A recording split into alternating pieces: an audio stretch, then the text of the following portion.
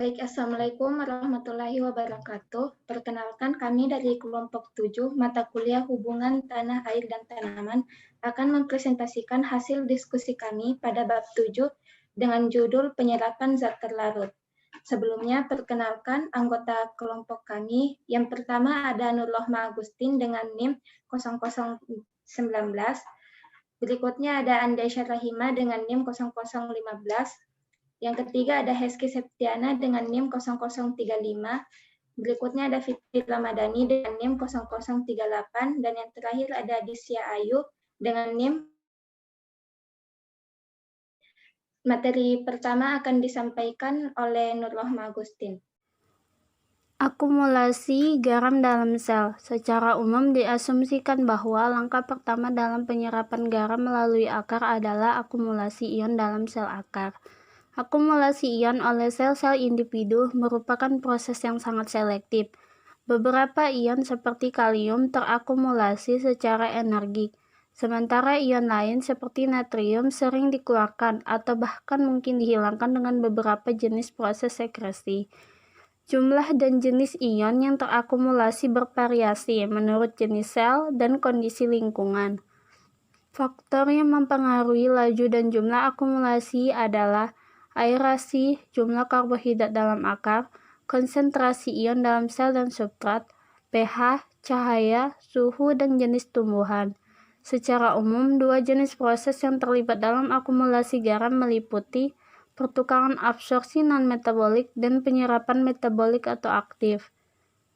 Kedua proses tersebut dapat dijelaskan sebagai berikut. Pertukaran absorpsi. Keseimbangannya dicapai dengan cepat, tidak bergantung pada metabolisme, sedikit dipengaruhi oleh suhu, aerasi, dan penghambat respirasi, dapat dibalik atau diubah, dan non-selektif, tetapi kebanyakan berkaitan dengan kation. Sedangkan transportasi aktif, keseimbangannya dicapai dengan lambat, bergantung pada metabolisme, banyak dipengaruhi oleh suhu, aerasi, dan penghambat respirasi, relatif tidak dapat diubah, dan sangat selektif, melibatkan anion dan kation. Sebagian besar plot dari alur waktu penyerapan ion berbentuk lengkung menunjukkan penyerapan cepat untuk waktu yang singkat, diikuti oleh periode panjang penyerapan yang lebih lambat dengan kecepatan tetap. Penyerapan yang cepat selama bagian awal dari jalur waktu dikaitkan dengan pengambilan non-metabolik yang sangat cepat melalui pertukaran. Einstein dan Leggett 1954 menunjukkan bahwa laju absorpsi metabolik sebagian besar tidak tergantung pada jumlah ion yang terabsorpsi pada permukaan pertukaran akar. Lattice 1959 juga mengemukakan argumen yang kuat bahwa akumulasi tidak selalu mengikuti pertukaran absorpsi, tetapi terjadi bersamaan dengannya. Berikut ini adalah gambar perjalanan waktu pengambilan strontium radioaktif oleh akar barley yang dipotong, ditunjukkan oleh garis padat, sedangkan garis putus-putus menunjukkan hilangnya strontium ketika akar dipindahkan ke larutan strontium non-radioaktif. Penyerapan selama 30 menit pertama sebagian besar non-metabolik, dan fraksi ini cepat hilang dengan pertukaran strontium non-radioaktif. Penyerapan setelah 30 menit pertama bersifat metabolik, dan sebagian besar strontium ini tidak dapat ditukar. Einstein 1962 menyarankan bahwa plot lengkung dapat dianggap sebagai artefak yang dihasilkan dari perendaman akar dalam larutan garam tunggal yang tidak mengandung kalsium. Percobaan mereka dengan akar dalam larutan yang mengandung rubidium ditambah 0,5 mikrometer kalsium klorida menunjukkan serapan rubidium menjadi fungsi waktu yang sangat linear sejak awal periode percobaan. Selain itu, terdapat bukti sensitivitas suhu bahkan selama beberapa menit pertama. Jadi waktu penyerapan kation rubidium persis seperti waktu penyerapan anion seperti klorida. Dengan adanya kalsium difusi awal ke dalam ruang bebas yang sangat cepat sehingga tidak tampak sebagai faktor pembatas laju bahkan selama beberapa menit pertama paparan larutan rubidium. Rupanya kalsium memenuhi kapasitas pertukaran kation akar, tidak meninggalkan situs untuk absorpsi non-metabolik rubidium. Tampaknya alasan untuk menganggap bahwa di alam tempat pertukaran pada akar yang tumbuh ditempati secepat mereka diproduksi dan penyerapan metabolik saja yang bertanggung jawab. untuk pergerakan ion yang stabil dan berjangka panjang ke dalam sel akar. Berikut ini adalah gambar absorpsi rubidium oleh jelai-jelai yang dipotong pada suhu 4,5 dan 30 derajat Celcius dari larutan yang mengandung kalsium. Dengan adanya kalsium, serapannya linear, bukan lengkung, seperti yang ditunjukkan pada gambar sebelumnya. Suhu rendah secara praktis menghentikan penyerapan metabolik. Ion membentuk kombinasi dengan molekul khusus yang disebut pembawa di permukaan luar membran. Senyawa yang dihasilkan dapat bergerak melalui membran yang tidak dapat ditembus sendirian. Ion-ion memisahkan diri dari pembawa dan pindah ke vakuola atau beberapa komponen lain, dan pembawa menjadi tersedia untuk memindahkan lebih banyak ion. Selektivitas dalam ion akumulatif mungkin dikendalikan oleh perbedaan kemampuan pembawa untuk membentuk kombinasi oleh perbedaan membentuk kombinasi dengan berbagai ion. Penyerapan kalium dihambat persaingan secara efektif oleh rubidium, menunjukkan bahwa dua ion menggunakan pembawa yang sama dan pada konsentrasi rendah, natrium tidak bersaing dengan keduanya. Namun, pada konsentrasi tinggi, natrium bersaing dengan kalium, menunjukkan bahwa pembawa atau situs kedua digunakan oleh keduanya pada konsentrasi tinggi.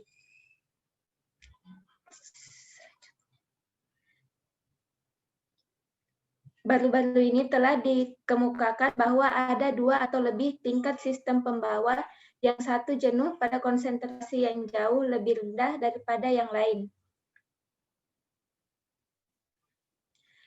Irisan jaringan yang baru dipotong seringkali menunjukkan sedikit kemampuan untuk mengakumulasi garam, tetapi setelah masa inkubasi dalam kondisi yang sesuai, mereka mulai menumpuk, meskipun telah disepakati bahwa akumulasi garam berhubungan dengan metabolisme.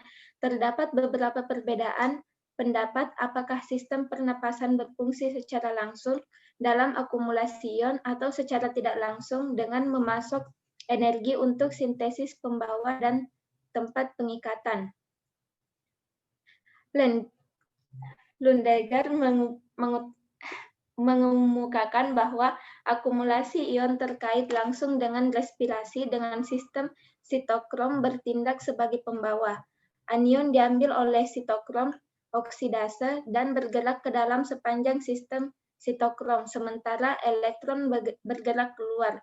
Pada saat yang sama, kation bergerak secara pasif di sepanjang gradien yang diciptakan oleh transport aktif anion. Tampaknya senyawa terfosforilisasi lebih mungkin berfungsi sebagai pembawa. Selanjutnya ada penyebaran melalui tanaman. Dua proses yang melibatkan ion terjadi secara bersamaan di akar, yaitu akumulasi ion dalam sel akar, tidak bergantung pada pergerakan air, dan gerakan radial ion ke dalam melalui sel hidup ke xilem, dipengaruhi oleh laju pengambilan air. Yang pertama ada pergerakan ion dari tanaman menuju akar. Konsentrasi ion bebas dalam larutan tanah umumnya rendah dan banyak kation teradsorpsi dan berbagai tingkat kekerasan pada partikel tanah liat bermuatan negatif dan bahan organik dalam tanah. Anion hara seperti nitrat dan sulfat sebagian besar terdapat dalam larutan tanah dan relatif bergerak kecuali fosfor yang terikat kuat pada matriks tanah. Berikut ada gambar di mana volume tanah yang ditempelkan oleh sistem perakaran jauh lebih besar daripada zona serapan akar atau volume tanah yang sebenarnya bersentuh dengan akar. Slide selanjutnya. Berikut ada gambar di mana ekstensi akar juga merupakan faktor penting dalam penyerapan ion, terutama yang tidak terlalu bergerak. Penyerapan nitrat tidak dipengaruhi oleh jumlah percabangan, tetapi serapan fosfat sangat bergantung ketika percabangan kurang. Dapat dilihat pada gambar 7.4. Selanjutnya yaitu gerakan radial garam ke dalam stele. Terdapat 3 jalur yang memungkinkan untuk pergerakan ion dari permukaan akar ke xilem, yaitu pergerakan dari vakuola ke vakuola, pergerakan melalui simplas dengan melewatkan pergerakan vakuola, dan melalui ruang dinding sel atau kombinasi jalur-jalur tersebut. Hasil penelitian mengemukakan bahwa ion-ion terakumulasi dalam sitoplasma dan berpindah dari sel ke sel melalui plasmodesmata yang menghubungkan sitoplasma dan sel-sel yang berdekatan membentuk suatu sistem kontinu, yaitu simplas. Gerakan diasumsikan terjadi melalui difusi, dibantu oleh aliran sitoplasma. Faktor yang mempengaruhi penyerapan garam. Akumulasi garam dalam sel akar dan transportasi ke pucuk dipengaruhi oleh berbagai faktor, yaitu faktor internal dan faktor eksternal. Faktor internal terdiri dari perbedaan spesies, kondisi jaringan, laju respirasi, serta kadar gula dan garam. Sedangkan faktor eksternal atau faktor lingkungan terdiri dari aerasi, temperatur, komposisi, konsentrasi, kelembapan tanah, dan pH media akar. Selanjutnya yaitu penyerapan air dan penyerapan garam. Tumbuhan menyerap air dalam kadar yang lebih banyak daripada garam dari larutan yang encer. Transpirasi tidak memiliki efek langsung pada penyerapan garam dan peningkatan penyerapan garam yang menyertai peningkatan transpirasi merupakan efek tidak langsung yang menyebabkan perpindahan garam secara lebih cepat dari silem pada akar. Peningkatan penyerapan air disertai dengan peningkatan penyerapan dan pemindahan garam ke tunas. Di bawah kondisi transpirasi rendah, ion diakumulasi di getah silem ke konsentrasi yang jauh lebih tinggi daripada medium akar. Garam yang digerakkan oleh tekanan adalah perbedaan antara daun garam yang dihasilkan tekanan akar dan bergerak total di bawah tekanan. Dan garam adalah bagian kecil yang terkait dengan gerakan air di bawah tekanan. Air dan garam bergerak melintasi korteks ke dalam silem secara independen pada satu tahap dan bersama-sama pada tahap lain. Tanaman lebih sedikit selektif daripada sel mereka. Karena zat apapun yang dapat bergerak melalui dinding sel dapat didistribusikan dalam ruang bebas tanaman, tetapi hanya ion tertentu yang terakumulasi dalam kekosongan sel. Gerakan ion dari akar ke tunas. Secara umum dapat diasumsikan bahwa setelah ion atau zat terlarut lainnya mencapai silem, mereka dibawa ke atas dalam aliran getah. Meskipun beberapa ion cenderung terbawa langsung ke daun muda dan ujung batang, jumlah besar garam secara harfiah berpindah ke jaringan yang berdekatan, terutama ke kambium dan flum. Tampaknya ada pertukaran material yang cukup besar antara silem dan flum. Komposisi dan konsentrasi getah silem bervariasi menurut spesies, musim, dan bahkan waktu. Ada juga kecenderungan penurunan konsentrasi pada siang hari, ketika pergerakan maksimum air terjadi dan kecepatan masuk ke akar cenderung melebihi kecepatan masuknya ion. Pergerakan ion tertentu dari akar ke pucuk juga diperumit oleh kecenderungannya untuk mengendap dalam silem. Tampaknya dalam beberapa kondisi, begitu banyak zat besi yang diendapkan dalam sistem vaskular, terutama sebagai besi fosfat sehingga kekurangan terjadi pada daun. Redistribusi ion. Pergerakan garam yang terus-menerus ke daun dalam aliran transpirasi menghasilkan peningkatan kandungan garam selama musim tanam. Tanaman yang tumbuh di substrat garam terkadang menumpuk begitu banyak garam di daunnya sehingga terjadi luka atau penyakit. Bahkan pada tanaman muda yang tumbuh sangat kuat terdapat redistribusi mineral yang cukup besar, terutama pergerakan ion yang lebih mudah bergerak dari daun tua ke daun muda dan daerah meristematik. Gerakan ini jelas terjadi di flum karena dicegah dengan mengikat atau mematikan flum. Namun terdapat transfer lateral yang cukup besar dari flum ke silem yang terkadang mengakibatkan gerakan simultan ke atas di silem dan ke bawah di flum. Beberapa ion lebih mudah didistribusikan daripada yang lain. Menurut Bukovac dan Witter 1957, Rb, Na, dan K adalah yang paling mobile dan Ca, Sr, dan Mg paling tidak mobile.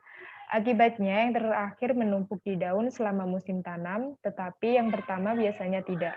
Kekurangan unsur bergerak biasanya muncul pertama kali pada daun tanaman yang lebih tua. Sedangkan kekurangan unsur tidak bergerak seperti kalsium biasanya muncul pertama kali pada daun termuda. Selanjutnya, penyerapan senyawa organik. Beberapa penyerapan senyawa organik terjadi melalui akar. Misalnya, akar dalam kultur menyerap gula dari substratnya dan penyerapan berbagai zat pengatur tumbuh, antibiotik, insektisida, sistemik, dan herbisida, dan bermacam-macam zat lainnya telah dilaporkan. Teks tunas dengan adanya radioaktivitas diambil sebagai bukti absorpsi dan translokasi. Akan tetapi, telah dibuktikan bahwa beberapa senyawa seperti sulfanilamida dan amino triazol mengalami perubahan pada akar sebelum berpindah bentuk. Sukrosa diubah menjadi monosakarida sebelum diserap oleh akar, dan enzim ekstraseluler mungkin berperan dalam penyerapan molekul organik lainnya. Jika penyerapan dan distribusi suatu senyawa dipengaruhi oleh perubahan laju transpirasi, tampaknya masuk akal untuk menganggap bahwa senyawa tersebut bergerak. Berikut diagram yang menunjukkan sirkulasi mineral dalam tumbuhan dan pengembaliannya ke tanah melalui pencucian dan rontoknya daun.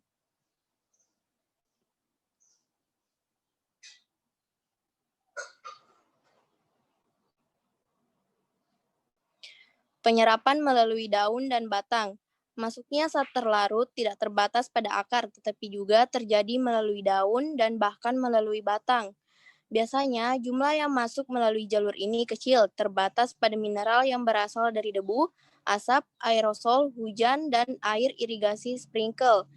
Dalam beberapa tahun terakhir, ada minat yang cukup besar pada apa yang disebut pemupukan daun, di mana nitrogen, fosfor, dan nutrisi lainnya disemprotkan pada daun. Sebagian besar penerapan setelah aplikasi, dan lebih banyak yang disedot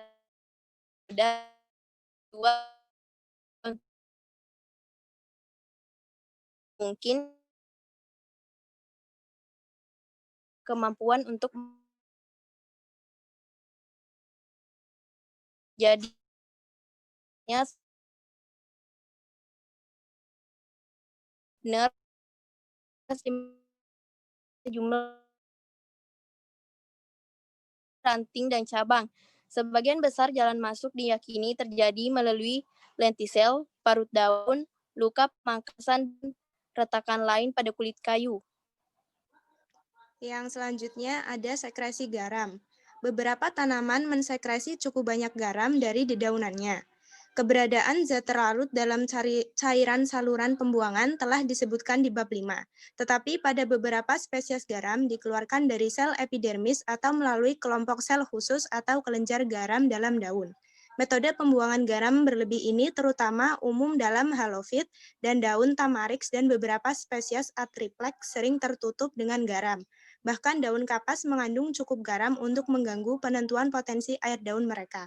Bagian-bagian melalui kelenjar garam diperlihatkan dalam gambar 7.22 dan 7.23.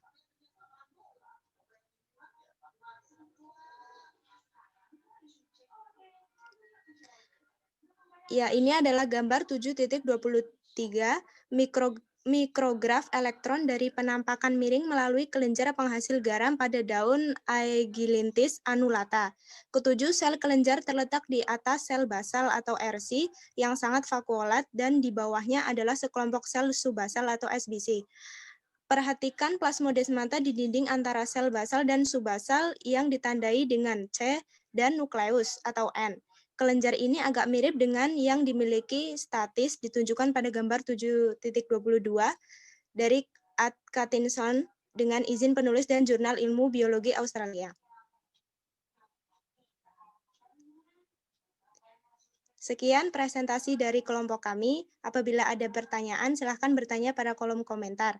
Jika ada salah-salah kata, kami mohon maaf. Wassalamualaikum warahmatullahi wabarakatuh.